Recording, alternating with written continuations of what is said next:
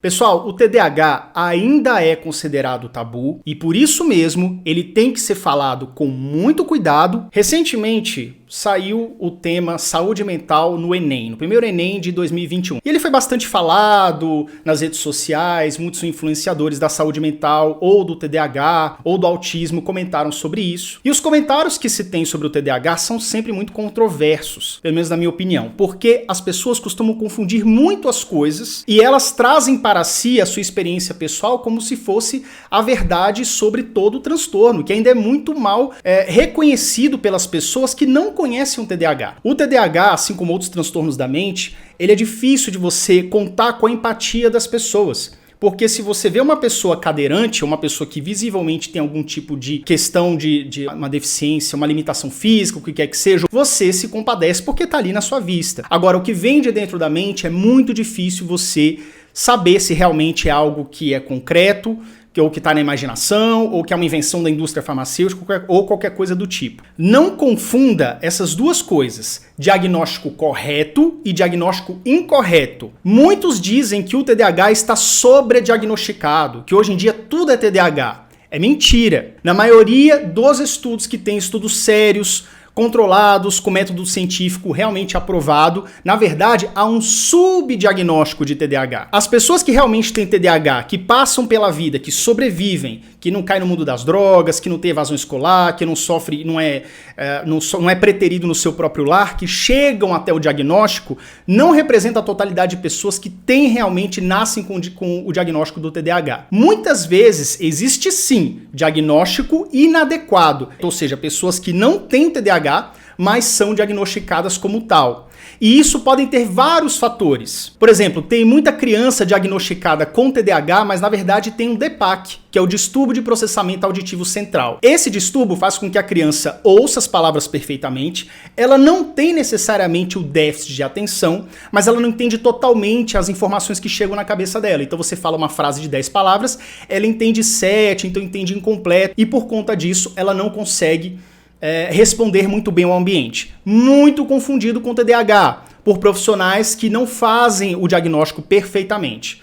Existe também o contrário, crianças que são TDAH, mas são diagnosticadas com DPAC, ou seja, elas vão fazer um tratamento específico para o distúrbio do processamento auditivo, mas na verdade elas têm outro transtorno. Ou por exemplo a dislexia, que é também um transtorno que pode estar em comorbidade ou não com TDAH, e por também não ser algo físico e visível, não conta facilmente com a empatia das pessoas. Aonde que eu quero chegar aqui? Primeiro, sobre tratamento necessário e desnecessário. Muitas pessoas viram para mim e falam que existe uma indústria por trás, porque a criança tem TDAH, tem que passar por fono, por neurologista, por psicopedagogo, por psicólogo, etc, etc. Realmente tem que passar sim, pelo menos uma vez, pelo menos na etapa do diagnóstico. Não significa que você tenha que passar por esses profissionais sempre o resto da vida. O tratamento mínimo necessário e eficaz, ele necessita do médico neurologista ou psiquiatra, ou neuropediatra, se for uma criança, e da psicóloga, da terapeuta que vai acompanhá-lo uma vez por semana. Um vai tratar das questões neurológicas, regulação neuroquímica, e ver como é que está o desenvolvimento da criança, e também vai ajudar a fazer uma avaliação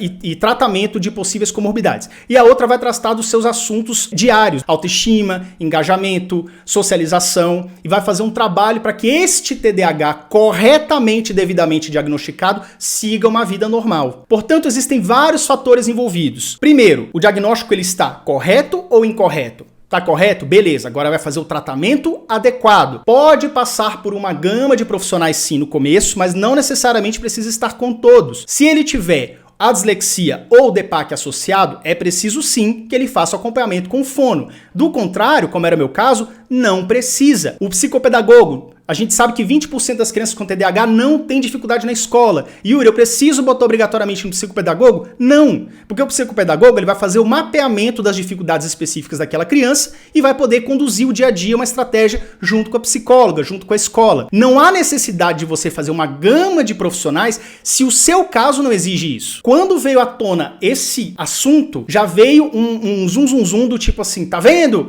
Isso aí, esse negócio tudo é TDAH porque tem uma indústria por trás e que os profissionais fazem um jogo para que você tenha que precisar frequentar vários profissionais diferentes e é muito caro o tratamento, etc. Tem um remédio que é caríssimo. Gente, cada caso é um caso. O fato de ter um diagnóstico equivocado ou 1 milhão de diagnósticos equivocados não invalida os milhões de diagnósticos corretos e também as milhões de pessoas que ainda não têm o diagnóstico, mas têm corretamente o TDAH já dentro de si, desde que nasceu. Então por isso que eu falo que quem não vive isso na pele e de repente começa a discutir um assunto desse através do seu achismo ou através da sua régua pessoal, de uma situação muito específica, por exemplo, pessoas que têm TDAH e não tiveram dificuldade na escola. Podem falar que pessoas que têm TDAH e têm dificuldade na escola, a grande maioria, 80%, pode estar uma dificuldade inventada, frescura, é só se esforçar, e não é só se esforçar. Não coloque o tema TDAH dentro de uma cestinha. Para com esse negócio de indústria farmacêutica, para com esse negócio de achar que tem um complô de todos os médicos das farmácias para o TDAH vender remédio. Pelo amor de Deus, para com isso. Eu optei por tomar o remédio depois de adulto, inclusive, porque eu não conhecia o remédio durante minha infância e minha adolescência, e sem o remédio eu procrastino, sou impulsivo, enfrento problemas sociais por conta da impulsividade, de não ter o filtro social, saber falar na hora certa, saber o que falar. E o tratamento medicamentoso junto com a terapia com a psicóloga é o que salva meu dia a dia. Agora vai dizer que eu tô mentindo, vai dizer que isso daí é invenção da indústria que me afetou. Pessoas sim necessitam do medicamento, outras pessoas podem fazer um tratamento diferenciado apenas com esporte, o que quer que seja, mas isso não invalida as pessoas que necessitam do medicamento. Cuidado também com o fato de querer reduzir o assunto TDAH com uma questão de apenas se ajustar aos padrões da sociedade. Eu sei que o TDAH me atrapalha com questões sociais, com regras sociais. E sei que quando não estou medicado, eu sim cometo mais deslizes, coisas que me prejudicam mesmo. Quando eu estou medicado, meu nível atencional melhora e por causa disso eu não sofro mais desse tipo de dificuldade. Para mim, isso é um tratamento que dá muito certo. Então, recapitulando, não confunda diagnóstico correto de diagnóstico incorreto. Superdiagnostização de subdiagnostização, que é o que eu acredito que esteja acontecendo e que também tem vários estudos científicos sobre isso. Na realidade, não há uma explosão de pessoas que têm TDAH. As pessoas que têm TDAH costumam ainda seguir aquela média mundial de 7%, 8% da população.